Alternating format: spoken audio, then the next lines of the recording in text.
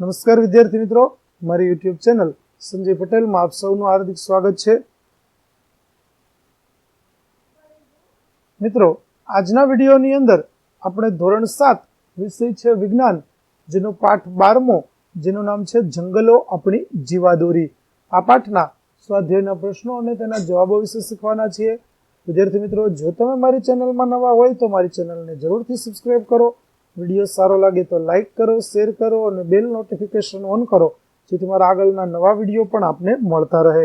તેમજ મિત્રો, આ પાઠની પીડીએફ જોવા માટે પ્લે સ્ટોરમાંથી અમારી એપ્લિકેશન વિશ્વગુરુ એસટીડી 1-12 ગુજરાતી ડાઉનલોડ કરો અને તમારા મોબાઈલમાં ઇન્સ્ટોલ કરો, જેમાં એકદમ ફ્રીમાં આપ પીડીએફો જોઈ શકશો. જે શરૂ કરશો એટલે આ પ્રકારે જોવા મળશે, જેમાં બધા ધોરણની અંદર ધોરણ બતાવશે, ધોરણ પસંદ કરશો એટલે વિષય બતાવશે, વિષય પસંદ કરશો એટલે પાઠ બતાવશે. જેમાં વિડીયો ઉપર ક્લિક કરશો તો તમને વિડીયો જોવા મળશે અને પીડીએફ ઉપર ક્લિક કરશો તો તમને પીડીએફ જોવા મળશે. તો આશા રાખું છું અમારી એપ્લિકેશન આપ સૌને ગમશે. જરૂર ડાઉનલોડ કરજો મિત્રો. તો ચાલો મિત્રો, હવે શરૂ કરીએ પાઠ 12મો, જંગલો આપણી જીવાદોરી. પ્રશ્ન 1. જંગલમાં રહેતા પ્રાણીઓ તેને વૃદ્ધિ અને પુનર્જીવન માટે કેવી રીતે મદદ કરે છે તે સમજાવો. તો જંગલમાં રહેતા પ્રાણીઓ જંગલની વનસ્પતિ પર સીધી કે આડકતરી રીતે આધાર રાખે છે. તેઓ પોષણ મેળવે છે અને ઉત્સર્ગ દ્રવ્યો બહાર કાઢે છે, જે વનસ્પતિને પોષક દ્રવ્યો પૂરા પાડે છે. આ પોષક દ્રવ્યો દ્વારા જંગલની વનસ્પતિની વૃદ્ધિ થાય છે. વળી પ્રાણીઓ વનસ્પતિના પરાગનયનમાં અને બીજ વિકિરણમાં મદદ કરે છે. આથી વનસ્પતિઓ નવી ઉગતી રહે છે, વૃદ્ધિ પામે છે અને પુનઃસર્જન પામે છે. આમ જંગલમાં રહેતા પ્રાણીઓ તેને વૃદ્ધિ અને પુનઃસર્જનમાં મદદ કરે છે. ત્યાર પછીનો પ્રશ્ન 2. જંગલો પૂરને કેવી રીતે રોકે છે તે સમજાવો. તો જંગલોમાં વૃક્ષો મોટી સંખ્યામાં પાસે હોય છે. વૃક્ષોના મૂળ જમીનને જકડી રાખે છે. આથી જમીનનું ધોવાણ ખૂબ ઓછું કરે છે. વૃક્ષો પવન અને વરસાદનો માર ઝીલે છે. વળી જંગલો વરસાદી પાણીના કુદરતી શોષકો છે. આથી વરસાદી પાણી જમીનમાં ઉતરે છે. જંગલોમાં જમીન પણ પડેલા પાંદડા અને મૃત અવશેષો પાણીના પ્રવાહને રોકે છે. પરિણામે પાણીના પ્રવાહનું નિયંત્રણ થાય છે. આમ બધો જ વરસાદ વહી જતો નથી અને પૂર આવે એવી પરિસ્થિતિ ઊભી થતી નથી. આમ જંગલો પૂરને અટકાવવાનું કાર્ય કરે છે. પ્રશ્ન 3. વિઘટકો એટલે શું? કોઈ પણ બેના નામ આપો. તેઓનો જંગલોમાં શું ફાળો છે? તો જમીનમાં રહેતા કેટલાક સૂક્ષ્મજીવો જટિલ કાર્બનિક દ્રવ્યોનું સરળ સ્વરૂપમાં વિઘટન કરે છે. આવા વિઘટન કરતા સજીવોને વિઘટકો કહે છે. કેટલીક ફૂગ અને બેક્ટેરિયા વિઘટકો તરીકેની ભૂમિકા ભજવે છે.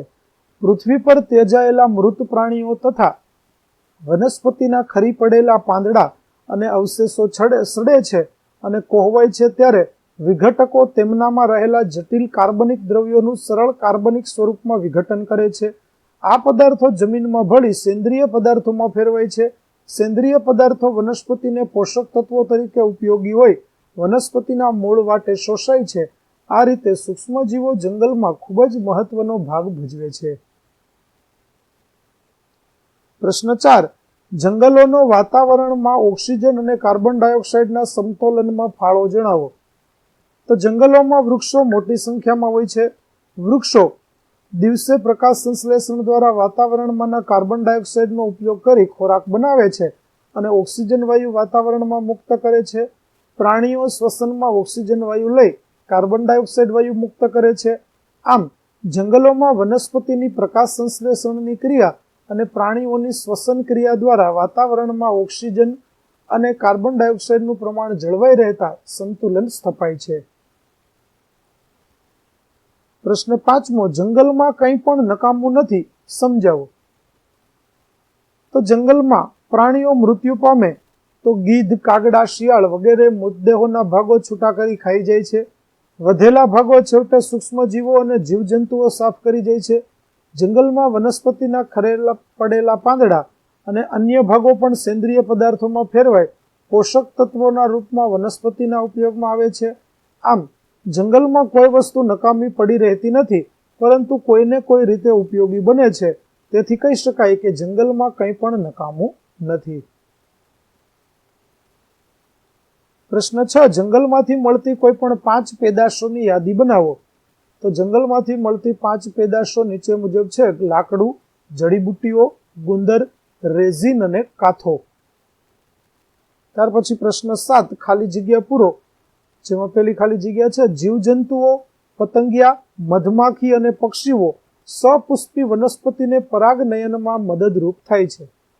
બીજું, જંગલ હવા અને પાણીનું શુદ્ધિકરણ કરતા છે. ત્રીજું, છોડવાઓ જંગલનું સૌથી નીચલું સ્તર બનાવે છે. ચોથું, સડેલા પાંદડા અને પ્રાણીઓના મળ જંગલને સેન્દ્રિય દ્રવ્યોથી ભરપૂર બનાવે છે. પ્રશ્ન 8, આપણે આપણી આસપાસથી દૂર આવેલા જંગલને લગતી પરિસ્થિતિ અને સમસ્યાઓની શા માટે ચિંતા કરવી જોઈએ? તો જંગલ વરસાદ લાવે છે, હવા ઠંડી રાખે છે, અવાજનું પ્રદૂષણ ઘટાડે છે, જમીનનું ધોવાણ ઘટાડે છે તથા પૂરને અટકાવે છે. જંગલો આપણને ઔષધીય વસ્તુઓ, લાકડું તથા ઘણી ઉપયોગી પેદાશો આપે છે. જંગલો પૃથ્વીનું સૌંદર્ય છે. જંગલોના આપણા પર ઘણા ઉપકારો છે. તેથી જંગલોની આપણને ચિંતા હોવી જોઈએ. આજે જંગલો કપાતા જાય છે, ત્યાં ઉદ્યોગો અને વસાહતો સ્થપાય છે. તેથી જંગલમાં વસતા પ્રાણીઓ અને લોકોના કુદરતી રહેઠાણ છીનવાઈ રહ્યા છે. આપણા વિકાસ માટે જંગલોનો નાશ થઈ રહ્યો છે. જંગલો માટે આવી પરિસ્થિતિ અને સમસ્યાઓ ઊભી થઈ રહી છે, તે ખરેખર મનુષ્ય માટે વિચારવા જેવી બાબત છે. આપણા પર્યાવરણને બચાવવા જંગલોની જાળવણી કરવી જરૂરી બની રહી છે. પ્રશ્ન 9, જંગલમાં વિવિધ વનસ્પતિ અને પ્રાણીઓ શા માટે જરૂરી છે સમજાવો. તો વનસ્પતિની વિવિધ જાતિઓને વિકસાવવાથી જંગલો તૃણાહારીઓને ખોરાક અને રહેઠાણની બહોળી તકો પૂરી પાડે છે. આથી તૃણાહારીઓની સંખ્યા વધે છે. તૃણાહારીઓની સંખ્યા વધતા માંસાહારીઓ માટે ખોરાક પૂરતો મળી રહે છે.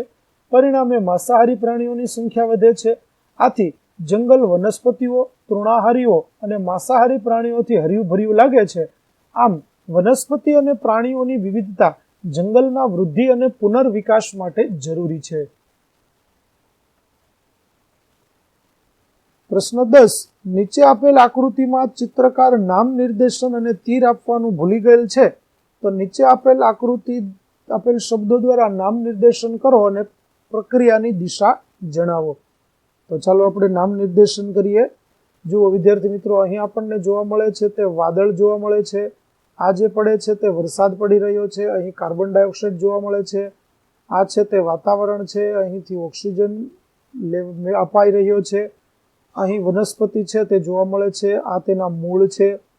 અહીં જળ સપાટી જોવા મળે છે. આ ભાગ છે તે જમીન આવેલું છે. આ પ્રાણી છે. તો આ પ્રકારે આપણે દરેક ભાગ છે તેને જોઈ શકીએ છીએ. ત્યાર પછીનો પ્રશ્ન 11મો, નીચે આપેલામાંથી કઈ જંગલની પેદાશ નથી? તો જવાબ આવશે ડી, કેરોસીન. 12મો પ્રશ્ન, નીચે આપેલામાંથી કયું વિધાન સાચું નથી? તો જવાબ આવશે બી, વનસ્પતિ અને પ્રાણીઓ જંગલમાં એકબીજા ઉપર આધારિત નથી. 13મો પ્રશ્ન, સજીવો મૃત વનસ્પતિઓ પર પ્રક્રિયા કરી ખાલી જગ્યા બનાવે છે. તો જવાબ આવશે બી, ફૂગ કે મશરૂમ. તો વિદ્યાર્થી મિત્રો, અહીં આપણો પાઠ 12 જંગલો આપણી જીવાદોરીના સ્વાધ્યાયના પ્રશ્નો અને તેના જવાબો છે તે પૂરા થાય છે. આગળના પાઠના સ્વાધ્યાયના પ્રશ્નો અને તેના જવાબો મેળવવા માટે મારી ચેનલને જરૂરથી સબસ્ક્રાઇબ કરો. તેમજ પીડીએફ જોવા માટે પ્લે સ્ટોરમાંથી અમારી એપ્લિકેશન વિશ્વગુરુ STD1 થી 12 ડાઉનલોડ કરો, જેમાં આપને દરેક પાઠની પીડીએફ જોવા મળશે, જેમાં એકદમ ફ્રી પીડીએફ જોઈ શકશો. કોઈ પણ પ્રકારનો ચાર્જ નથી. તો ચાલો મિત્રો, ફરી મળીશું નવા પાઠ સાથે. ત્યાં સુધી આવજો.